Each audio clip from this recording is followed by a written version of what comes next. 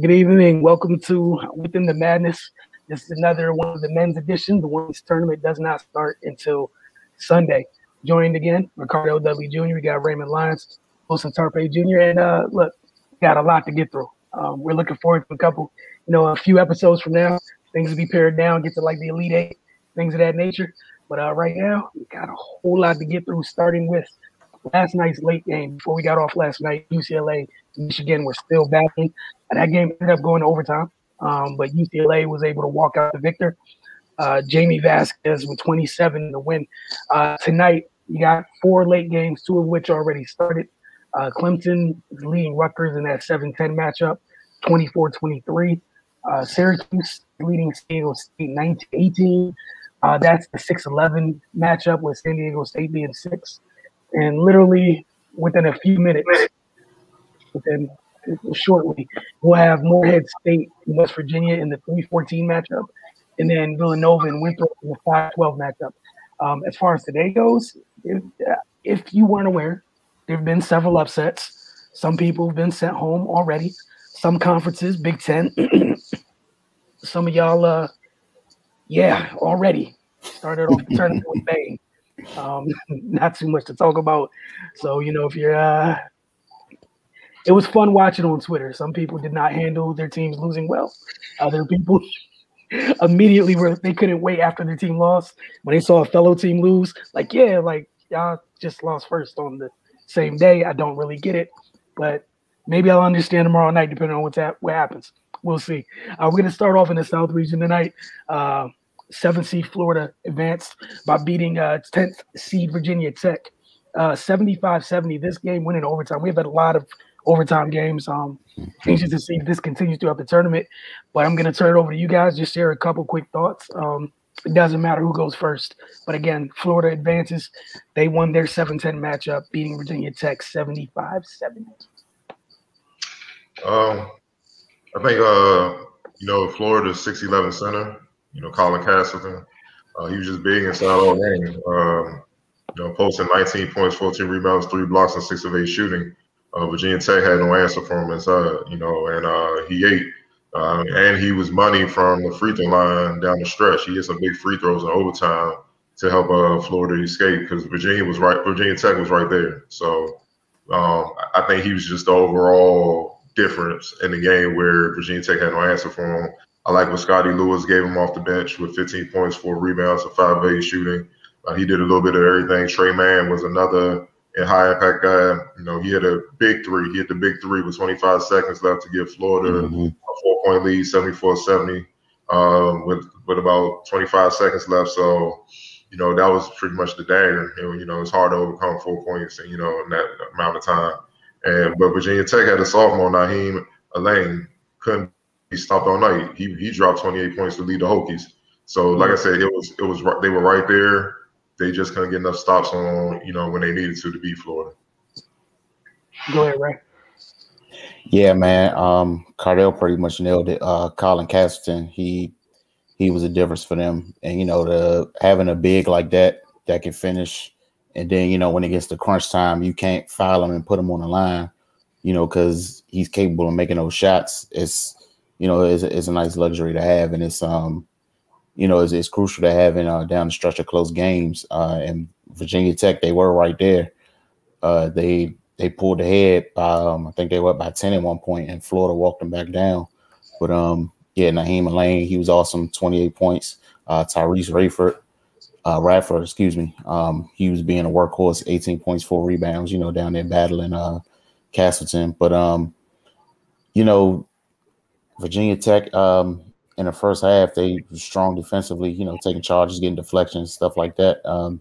I like the way they was playing their offense. A lot of their possessions was going down to the end of the shot clock. They were still getting quality looks. Oftentimes, getting right to the basket. And, the way they attacked Florida's 1-3-1, they were able to, get quality looks against that defense. So yeah, man, it was a tough one. But Florida, they just had the horses to pull it out. All right, moving on. This is kind of a theme we've seen today. Some of these things we mentioned it last night. Some of these teams with these bigs, whether they be upperclassmen or freshmen, they've shown out all across the board today. We're going to move on to Texas Tech in Utah State. Texas Tech needed a big second half to knock out Utah State, outscoring them 42-27 in the second half to get a 65-53 win. Ray, I guess you can start this one. You guys can just take turns. Yeah, like you said, they just had a point to prove in the second half, outscoring them by 15. Mac McClung, he led them with 16 points. The first half, Utah State, they were just imposing their will. Neemius Queta, sorry if I butchered the name, but he was just controlling the paint. Had 6 blocks in the first half. That's the dude I was talking about last night, and with the dark horse portion of the show. That's the big. Yeah. And nah, you good. Nah, he was able to just control the pace of the game, control the backboard. And, he finished with 11 points, 13 rebounds, 6 assists, 7 blocks. Most of that work did come in the first half, but that's an impressive line, man. And it took Texas Tech to really wake up and get hot to overcome that. They had a 13-0 run in which Terrence Shannon Jr., he had 8 points during that stretch. Then on top of that, they had a 9-2 spurt later on, just kind of wrapped this thing up. That pushed the lead to 15, and Utah State just couldn't get back into it. But yeah, man, it's just one of those things, man. That's why they call it March Madness. Somebody flips that switch, and it's really nothing you can do to turn it off.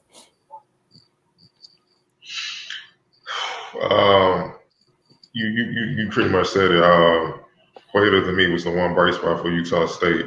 Their guard play couldn't handle the pressure from Texas Tech guards. That's just the difference in the game. When Texas Tech locked in and started pressuring the guards, they couldn't get the ball to Queta to try to take advantage of his ability, and they couldn't even bring the ball up for cleanly and get in the sets. Utah State had 22 turnovers. You're not winning any game at any level, turning it over at 22, and that's just guard play. But Texas Tech is known for their pressure defense, so they got up in them, forced turnovers, which made it hard for Queta to get going. Their guards couldn't figure it out, and then they cruised. Honestly, in the second half, it was 42-27.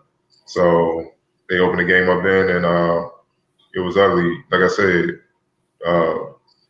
Texas Tech, 48 of their 65 points came from their starters, who had 4 players in double figures. Those 4 players were guards. You see what I'm saying? So they dominated. And Utah State backcourt only combined for 23 points. So, it was a drastic difference. Once Texas Tech at the halftime made an adjustment to just really pressure their guards, they couldn't do nothing. They couldn't get in a flow offensively, and that was game time. And they couldn't stop Texas Tech, and then that was game time. All right, moving on to the next one of the day. 3rd seed Arkansas. They started a little slow, but they finished strong, man. 49 second half points to make sure there would not be no sniff, even hear the word upset here. They were moving on to the next round. They smacked Colgate 85-68. Y'all can have at it. Justin Smith, man. Yeah, man. Justin Smith. 29 points, 13 rebounds, 5 steals, and 2 blocks. What do I need to say more? He killed them boys. It is what it is. They have 5 players in double figures, 4 starters. The thing that did Colgate in, once again, high turnovers, 22 turnovers, and they couldn't guard Arkansas player. That's what that means when you foul them on the line. They on the free throw line. Arkansas made 22 out of 29 free throws. Which killed Colgate. Plus, you turning it back over, so you can't get in your offense. That's game. You can't. It's the reason why Arkansas is the 3rd seed. You can't give those type of teams with that size and athleticism. Like they had NBA size. They have a 7'3" center that start. You like just 6'3" to 7'3" in that starting lineup. They're bigger than some NBA teams. Yes. So you give them that many chances to do what they need to do, they're gonna do it. They're gonna kill you. They're gonna take advantage and they're gonna run and and that's the thing. They big, but they can run and do what they got to do. You know what I'm saying? Make plays and score. So, Colgate honestly was just overwhelmed with the talent. It wasn't. They put up a good fight in the first half, but once Arkansas got in the rhythm, got going, it was a wrap. Anything left you want to add, Rick? Not really, man. Yeah, Cardell was on the nose with it. After Colgate, they started out hot, but I think they went on like a 16-2 run, but then Arkansas came back with a 19-0 run, and that was game. I mean, at half, the score was 36-33, but if you was watching the game, then you knew that lead might as well have been 20 points because, Arkansas just taking control of the game by then, and it came out in the second half and just, buried them. So yeah, man, no need to be long-winded on this one. You guys are too kind. All right. As for the biggest upset of the day, potentially the biggest upset, I'll let you guys decide. This is not up to me. But 15 seed Oral Roberts knocks off Ohio State in overtime, 75-72. This is Oral Roberts' first tournament win since 1974. I follow several Ohio State fans. They were tweeting through it, and it just progressively got worse. So you guys' thoughts on that one? Man, Kevin Obanor and Max Amos, they combined for 59 points, 16 rebounds. They showed out, man. And Amos he's the leading scorer in the country for a reason. And he showed why. And yeah, man, I don't think Ohio State was prepared for that. The Oral Roberts, they started off hot. And Ohio State did respond, but they were just kind of going back and forth. And you can't let people hang around.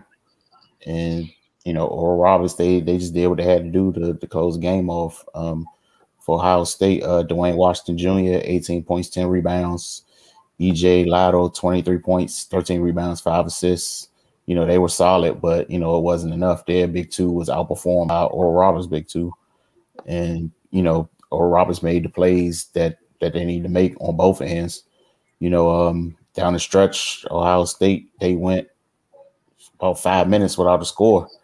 And you can't do that in critical moments of the game, man, especially against a team that can put up points as well. So, man, for today, yeah, this is the biggest upset to me. Cardell? Oh, my bad, Ray. I'm sorry. No, I was done. I wasn't saying anything else. Hey, man, I think this year is speaking more than ever about you can't pay attention to the name of the program.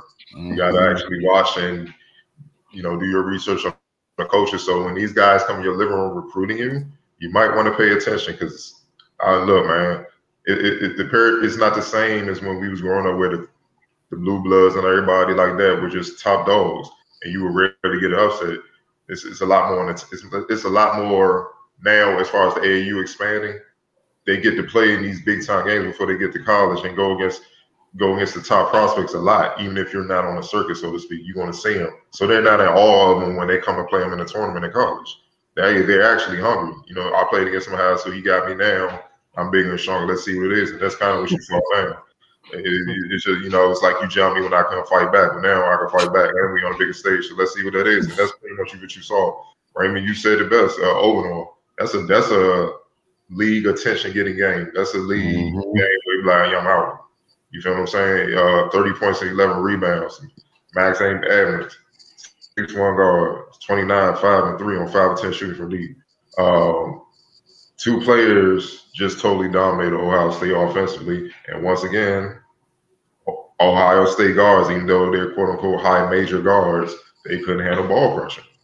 You see what I'm saying? So when Oral Roberts got into him, they forced turnovers, which was 16. And they also fouled on them and put them on the free throw line. Because late in the game, Obanor in regulation and overtime is some clutch free throws. Then that's not enough to win the game. Like he tough.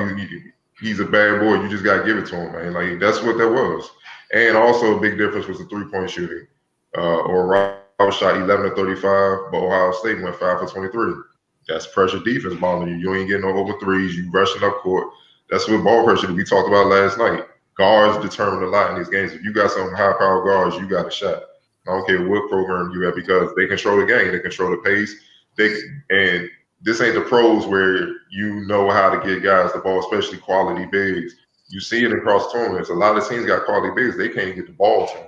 They don't even know how to create easy shots. And they're not used to pressure defense because most of the time during the year, a lot of players don't even know how to play it. So when you get in a tournament, you see a team you've never seen before, and they're coming with it. So it's throwing you off and stuff, and you got to adjust when the lights is on. And that's tough to do under pressure with whatnot. So, kudos to Oral Roberts, man. That was a big time win, and it ain't like Ohio State gave it away. Oral Roberts just snatched that jump. It is what it is. I respect it.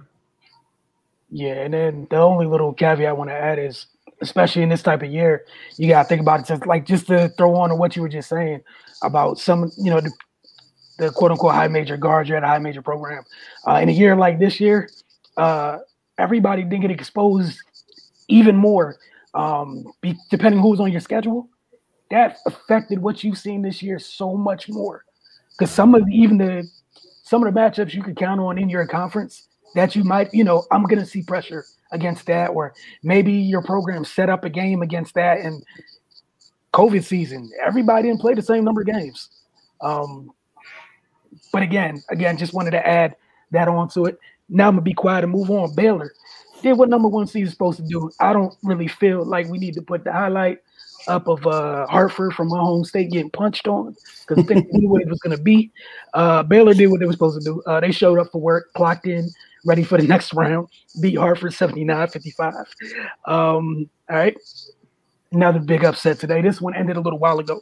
Wasn't able to get the highlights because literally they got pushed into overtime while I was trying to wrap up my prep. 13 seed North Texas take down 4th seeded Purdue. Not a great night for the Big Ten. In overtime, 78-69 for the first NCAA tournament win in school history. Earlier, we talked about somebody not winning since 74. This is the first time ever. Shout out to you, Purdue. You are going to be this. When people bring up upsets for a while, like this is going to be one of them. 13-4. And like Cardell, literally what you guys were just talking about. So I'm let you guys have at this one. Guard play. I mean, that's what it boiled down to. Javion Hamlin did his thing, man. 24 points, 12 rebounds. To get that from from a backcourt position is vital. They spared the wealth. They had 4 guys in double figures, and Purdue just couldn't defend them for the most part. Jay Navi, he had a big night scoring wise. He had 26. And Travion Williams, 14 and 13, also added 5 assists. But North Texas, they did what they had to do, man. They made plays when they needed them. This, like you said, Wilson, their first win in school, their first tournament win in school history. And they played like they knew what history was riding on that. And Hamlet, man, he just did everything, scored in a multitude of ways, and it was just too much for Purdue. I also think that experience came into play in this. I think North Texas, they got nothing but juniors and seniors, and their starting lineup. Purdue had 2 freshmen. They had to rely on Gillis and Ivy. Even though Ivy had a monster game himself, 26 points, he clearly he's going to be big time to do that in the tournament. But they didn't have the know-how and they didn't have the experience and know-how that one play with it against a senior laden team like North Texas, and also the bright lights of the tournament. This is their first rodeo on this. So, even though Ivy played well offensively, defensively, they got tore up. It is what it is. You know what I mean? They ain't really get much from their bench other than 11 points, so it put more pressure on the freshmen to perform. I mentioned Gillis before.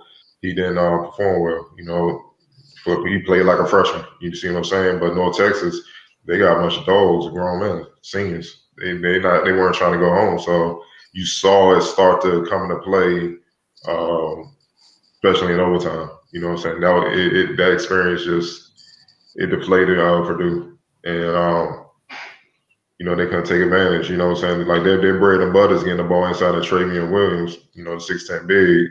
But he had 14 points and 13 rebounds, 5 assists, but overtime they cut that out. You know what I'm saying? They really keyed in on him and dared the other guys to step up and beat him. And obviously they hadn't stepped up yet, so outside of Ivy. So, kudos to them. To me, experience mattered in this game a lot more. We talk about guard play, you still got to be experienced with the guard play and know what you're doing for it to be effective.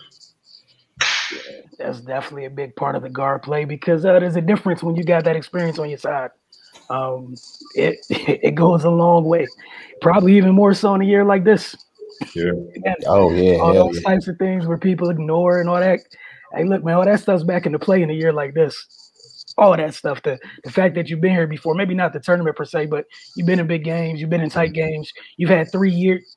Some of them have had 30, 40 collegiate games of I can reference this. We know exactly what to do when this happens. Oh, this is getting way for us. Let's slow it down. And again, especially with guard play matters so much, when you have upperclassmen guards, man, it's such a big advantage because controlling the pace in the tournament, huge. Yeah. Like most of what you guys talked about today, a lot of the stuff that people got in trouble, double-digit turnovers. Mm-hmm. You turn that ball over too much. They can't handle pressure. They getting rushed. That's what defense does. It rushes you into mistakes. But if you guys seen tripping off that, they've seen that before. Like for example, I know you mentioned Hamlet, right? You know, they try to pressure him. He calmly pulled a Mark Jackson, back the little the young boy all the way down into the field. Put him right on his hip. We're going this way now. Waited. It was like I think I'm comfortable to hit this left-handed floater here. Cool. Mm-hmm. But he was unbothered by any of it. Like that's North Texas, they were unbothered by the entire moment, whatever was going on. But last in the South region tonight, Wisconsin. They did their conference proud. I am not shocked by this one. Sorry, North Carolina fans. I didn't think it was gonna be that bad, but that's your dark horse, right? Yeah, it was. I mean, ain't no guru. I saw North Carolina there, and I seen Wisconsin this year. I saw food, so that's all I saw. All the stuff we were talking about, like the veterans, because I remember like when we started the year doing the college basketball review, right? Wisconsin, all I saw was senior. It's the time of year when that matters. They had all them upperclassmen, and the young boy had no pressure on him. I know they had a young big go off, and life's good, man. You playing with vets. Life is great.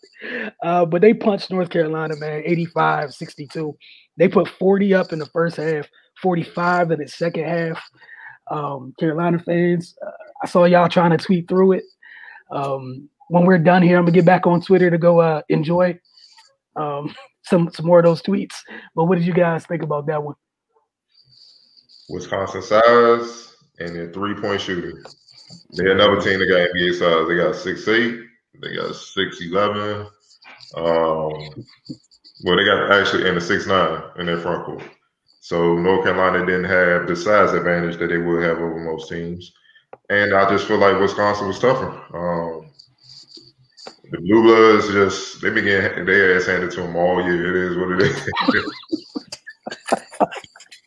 They been getting smacked around all year. I mean, Wisconsin jumped on them in the first half, and it was just a wrap, man. They just had to hold on. But to be truthfully honest, three-point shooting, North Carolina shot 5 for 13, but Wisconsin shot 13 and 27, 48%. They were just more efficient. North Carolina couldn't guard them.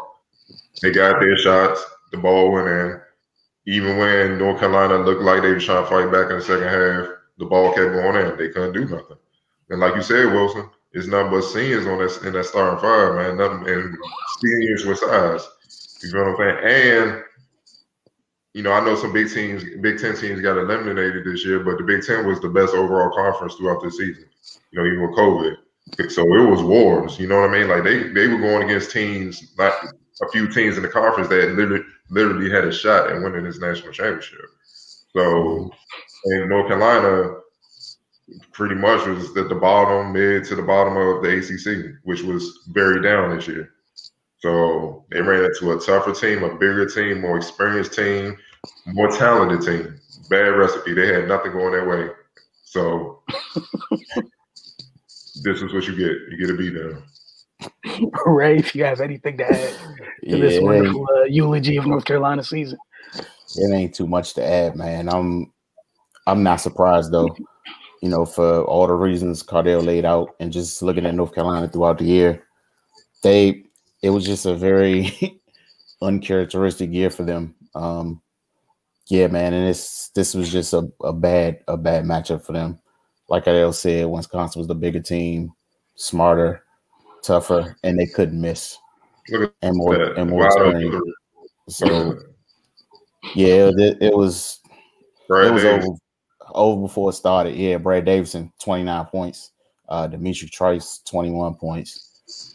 You know, Wisconsin, they shot 51%, 48% from three, like Cardell said. And not only could UNC not stop them, they couldn't make no shots neither. So I just see that my man Jazz Yes. put the three in his face like Yeah. Brad Bill or something, though. You see, they was disrespectful with it, dog. Like that's when you know you can't guard me. That's like 1-on-1 at the gym, dog. You know, that's a pickup shot. right. That's a pickup shot. That's no respect. It's like I don't even see you, dog. I don't see you.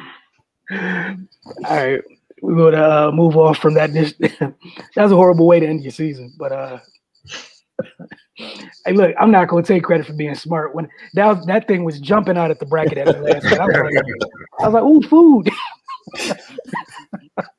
All I saw was food because, like, if you're a box score person, you're like, oh man, Wisconsin lost the last 3 games they played, bro. Michigan, Iowa, it was a Big Ten tournament. I don't care about those L's, sir. Not at all. Throw them away. Like Cardell said, those were wars. A lot of those bigs those teams that they lost to had bigs that those bigs put numbers up this year. Think about that. We saw with how Wisconsin treated North Carolina, and if those bigs aren't at the top of the conference that they're in as far as their position goes. Yeah, that bigs didn't play well. It was the backcourt that killed, and that defense just swallowed North Carolina. It was the guards lighting them up. So yeah, you're right. If they had to face Luka or Hunter, it'd have been ugly. Like, it gets real over there, man. Yeah. I know we about to get to soon. Yeah, we definitely gonna have to get to that soon. All right, moving on to the Midwest region. Look, man, Loyola, Chicago, they're always around. They took care of Georgia Tech. I know Georgia Tech was high off winning the ACC tournament, and that was cool. But that was like a couple days ago. Does not matter. They're going home. Loyola, Chicago sent them packing 71-60. You guys' initial thoughts on this one? Georgia Tech, they missed Moses Wright bad. They only had 17 rebounds as a team.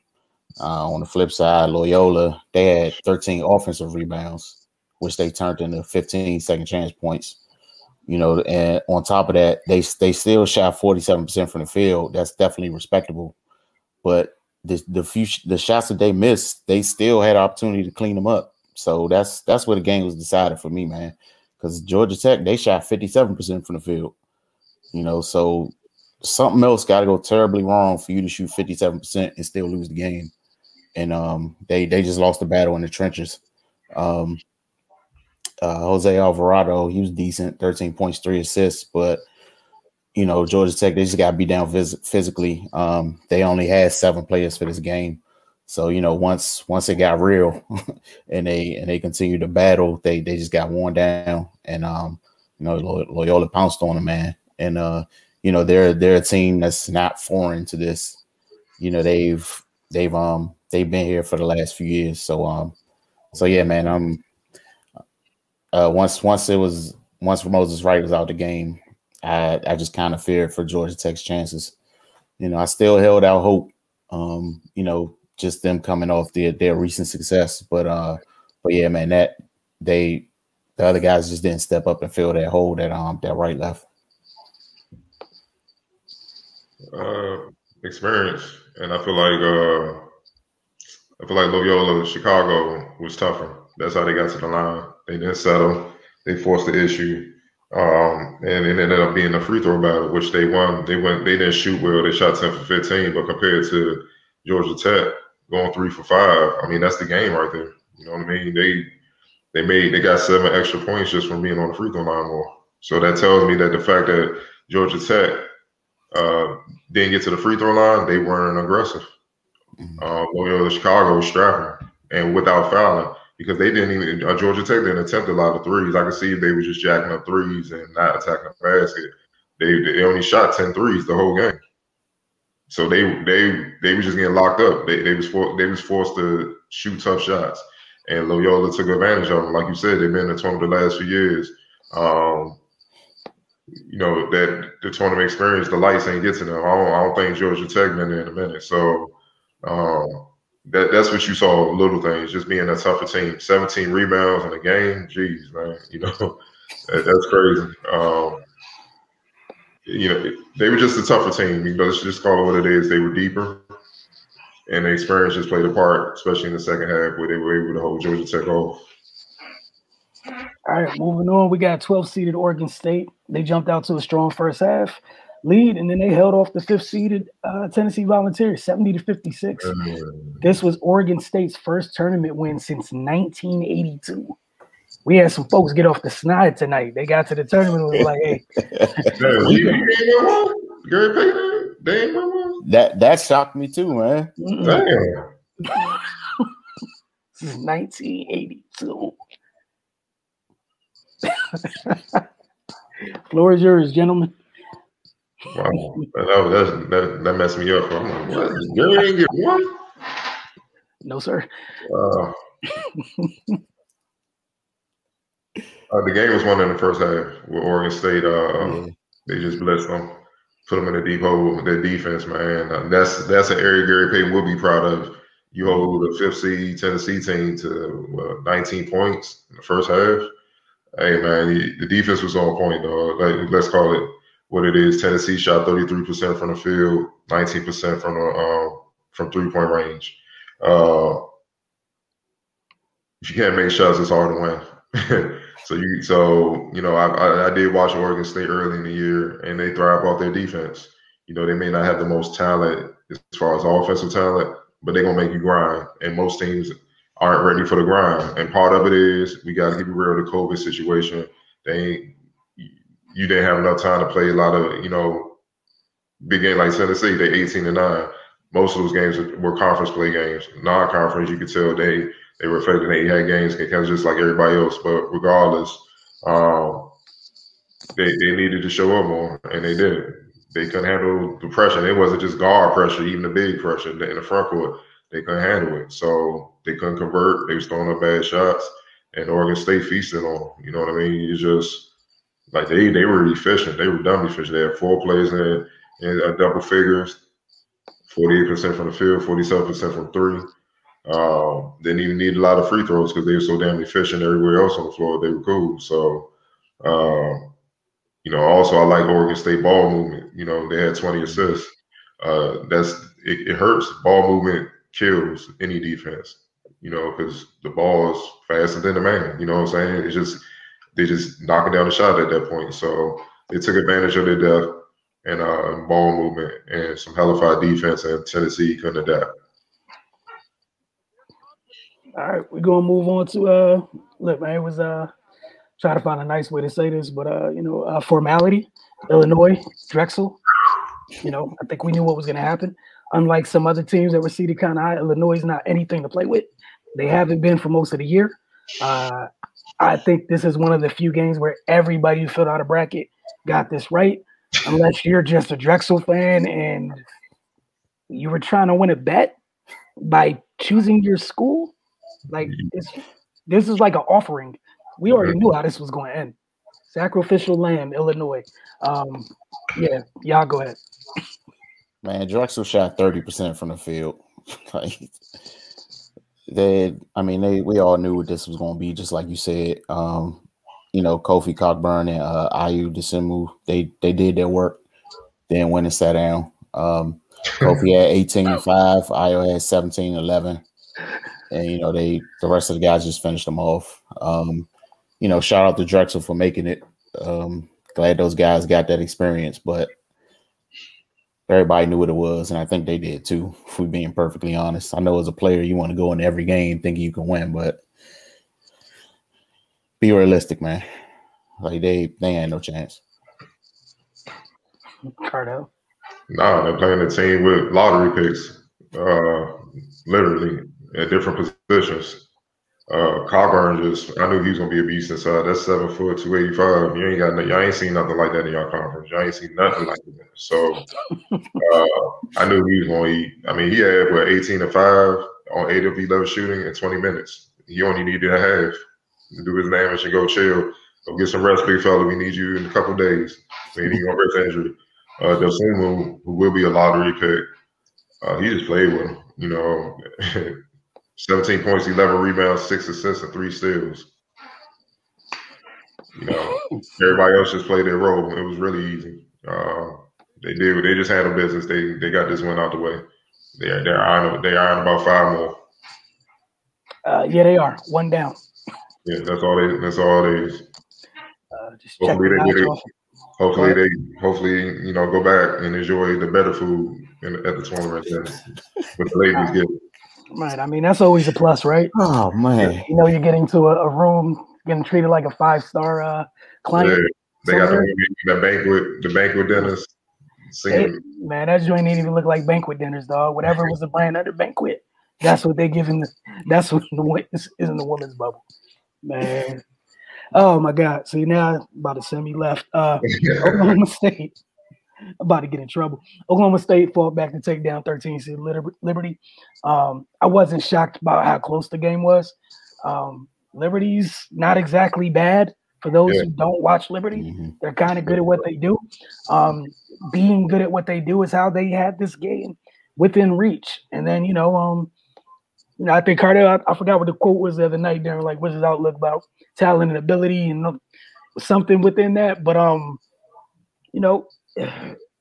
Oklahoma State, they got out this game 69-60 to advance. Liberty put up one heck of a fight. And I love the way they went at them. They kind of try to cut the head off the snake, trying to take Cade out of it. And for a large part of the portion of the game, and it had them where they needed to be.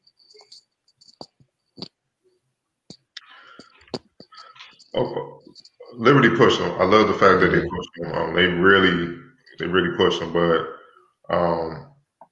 like you said, the talent of Oklahoma State came through at the end. That's how they were able to, win that second half by 12 points. Even though Cade Cunningham had a horrible shooting night, he had a big shot down the stretch, which is all that matters. He kept playing.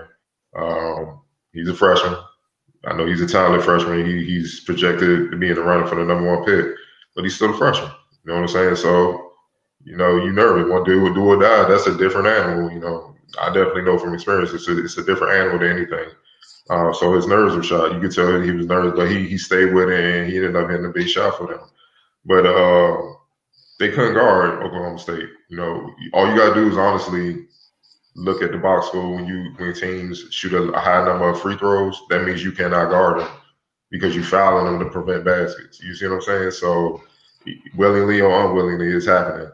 Oklahoma State shot 20 and 29 from the free throw line. That's hard to beat. And you're giving the other team rest. You're stopping the clock. You don't want to do that. Had Liberty just played more sound defense and not fouled, they possibly could have won this game because they shot better from 3. It was kind of neck and neck from the field. They were right there in pretty much every area. They were right there, man. And yes, like you said, Liberty's been good for the last couple of years. You know what I'm saying? They would have been in the tournament last year had COVID not shut everything down. So they had a couple of pros. One played for the Wizards and Go-Go. He played for the Go-Go with the Bayhawks, but for the Go-Go, he was in the Wizards system. You know what I mean? So they're no slouch, man. And kudos to Oklahoma State. It shows that they have more than Cade Cunningham as other than what's being promoted. Even though I love Cade, they ain't no shot at Cade. It's just you got other guys that can do things. It's more than him, and you got to acknowledge that. Avery Anderson III, sophomore. He's young, but he don't get that pub. He averaged 11, 4, 2 on 48% shooting from the field. He had a big game. He had 21 and 7 rebounds. You know what I mean? So it's other guys that can make an impact for Oklahoma. So but Cade, he didn't shoot well from the field, but he still found a way to get to the free throw line and make the most of it. So, all in all, man, it was a gutsy win. They had to tough it out, and I think it'd be good for Oklahoma State moving forward. Because more than likely, they're going to see more games like this as they go forward. You want to grind it out and be tougher than the other team. Yeah, common theme we've been talking about turnovers. Liberty they coughed that thing up 18 times. You know, it's difficult to overcome that. You know, that they were I don't want to say force feeding, but they were kind of force feeding Blake Preston, which you know, it seemed like he was a little indecisive with it when he got it. You know, he got the ball a lot and then just kind of held it, then started his back down. But you know, with that, Oklahoma State was able to kind of collapse and double. And then when the double came, I don't think he looked really comfortable in, you know, getting out of that situation. So, and I feel like they kind of stalled Liberty's offense a little bit, which contributed to a few of them 18 turnovers. But yeah, like Cardell said, Oklahoma State toughed it out, you know, with you know, a player like Cade Cunningham. He only had 1 point in the first half. You know, and typically he's able to do his thing and you know, to kind of struggle a little bit on this stage and then just still stay in it. I think he showed a lot of poise for you know, for a freshman, you know, and a highly touted freshman that's just used to kind of getting off. You know, and he had an and one in the second half, and that kind of started his night. And then, of course, he had the big one down the stretch. But also Matthew Alexander Moncrief, you know, he came alive in the second half, you know, being aggressive, you know, and attacking. So, yeah, good complete team win for Oklahoma State. And, you know, over a pretty decent Liberty team. I think that'll bode them well. Like I said, moving forward, you know, it's the pressure's only going to get more intense. So it's good to have a backyard brawl under your belt early. All right. Last but not least tonight, in terms of games to recap, Houston handled their business. They're a 2 seed, took on 15 seeded Cleveland State. They made sure there was going to be any issues, any talk of. They were just reservation for round 2. All right. They came in, they told Mater D, we're ready to go, like exactly where we're going. They did that. They put up 50 freaking points in the second half to make sure that this was a unanimous decision. I'll play the clips if you want. It's up to you guys. But you guys go ahead and talk about what you saw. Man, Norris Cole ain't walking through that door. Oh, man, not Patino gang. Yeah, man, they got punished. You know, Houston had 6 players in double figures. They did what they were supposed to. That's what a 2-15 game is supposed to look like. They just dominated wire to wire. Really not much to write home about here. I think that's how we expected that to go. Houston players got their averages. That was the whole thing. Keep your averages where they need to be, and let's move on. You guys are filthy. Oh man. All right, gonna move on. Just to ask you guys, and it's something we're gonna do. Just share a couple of standout players, you know, from each day. I'm interested to hear who you guys have tonight, because some folks definitely showing out. And I know some names you guys already mentioned, but just to put a nice refresher in some folks' heads before we close. Well, for me, Kobe Avenor from Oral Roberts for sure. It's not just that he got 30 and 11s when he got it, you know, hitting all those clutch free throws in regulation, big three, and hitting those clutch free throws down the stretch. You know, that means you're a big time player, man. You know what I mean? Like you tough. You got it in you to finish off a team. Not only to carry a team, he showed he could carry his team, but he could finish off a good team. So they're very dangerous moving forward. 15 seed, that's not an average 15 seed from what I saw today. I think the committee did that on purpose. Get some people who cause mayhem, but you know, definitely him. And obviously, I got to roll with the, you know, Justin Smith, man, from Arkansas. 29-13, 5 steals and 2 blocks. That means both ends. You commit homicide, any yellow tapes, chalk outlines. You did it all, son. You did it all, man. So run that line back one more time. 9 points, 13 rebounds, 5 steals and 2 blocks, 6'7" senior for Justin Smith. So I'm definitely rolling with that performance because that's all around excellence. You know, his coach can't say nothing but, hey, just good job, baby. That's all you say. Yelling at everybody else, getting ready for the next thing. He get in, good job, baby. You know, Stay away from the women's side. Don't eat that banquet dinner. Going outside. Make sure you heard that. Oh man, but yeah. Did you have anyone else? Ray? Okay, Ray. Man, yeah, Cardell pretty much closed the book on that. Both of the Oral Roberts kids, Justin Smith, of course. Everybody else, I kind of feel like they did what they was going to do. The guys from Illinois, they was going to do their thing.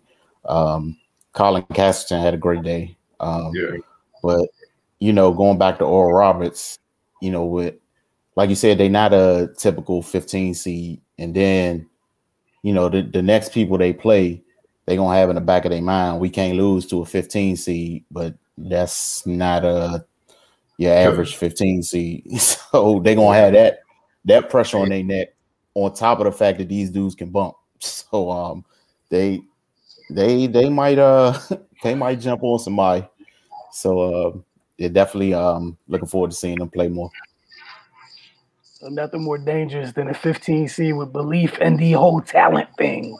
It's one thing when you just believe you catch somebody kind of slipping. It's another thing where you arguably get to go into a game and if we're counting out the 5 best players on the court, and you got 2 of them. You're not a regular 15 seed. And if those 2 happen to be at the top of the list, someone's in for a long night. Simple as you could put that. All right, so now we're going to just take a quick look at what we got coming tomorrow. Share the screen for you guys real quick.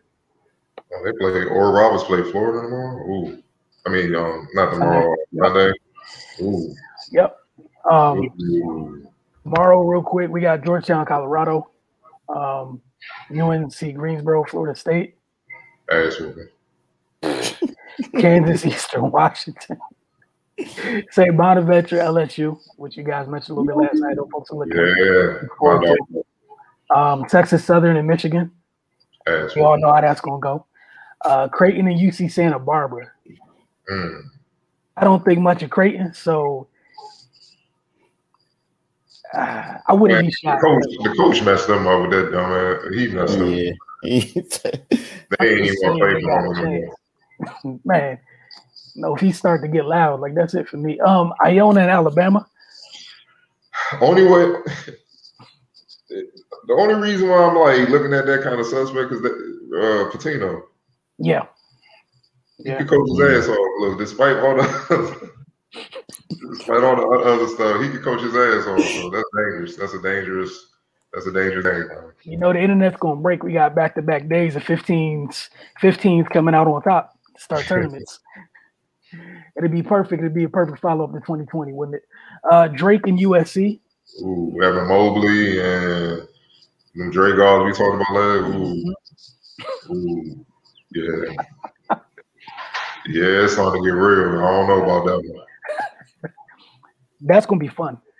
So that I just want to double check the time to make sure it's happening early enough that we're definitely gonna get to watch it in its completion and be able to talk about it tomorrow. Grand Canyon in Iowa. I think we know how that. Yeah. We got Maryland and UConn. Boy, man. And don't be messing with me, Wilson, if y'all win. I know you're a little sneaky ass. Nah, look, I'll say this. I'm different when it comes to the men's. I ain't gonna say nothing to you, honestly. Not even a word. I'm not for real. Like, you know how I am as a fan. Like, if I think my team's good, that's a different story. Right? Look, we just took the first step out of rehab. All right, we was in the AAC for a couple years. This is the first step. We got 11 more steps to go. All right. It's just legs and everything still shaking with each step. We got Virginia and Ohio. Dark horse. Hey, dog, I can't. This is why nothing gets done serious over here. Missouri and Oklahoma. These 8-9 matchups have seemed to have been fire so far, at least through the first day. That's tough. That looks like another good one, honestly. And then, Norfolk State coming off the high, winning their playing game, your reward, Gonzaga. So we're going to move on. UCLA, BYU. You guys got anything big with that one? Huh? Not really? No, not yet. All right. Abilene Christian in Texas. That's a joke. Shocking me having that. And then we got Oregon and VCU. I think that's going to be a great game. That can get interesting, yeah. Yeah, because I like obviously Bones Hyland. He's one of the best. He's a guy that can win a game for you, like close, carry you, and all that. VCU has some athleticism and size up front, and I like what the young Ace Baldwin from Baltimore. I like how he controls the game already. He's savvy as hell. He's just a jump away from being All-American, but he got everything else. He straps. He can get others involved, and he can control the game. So that will be interesting for sure.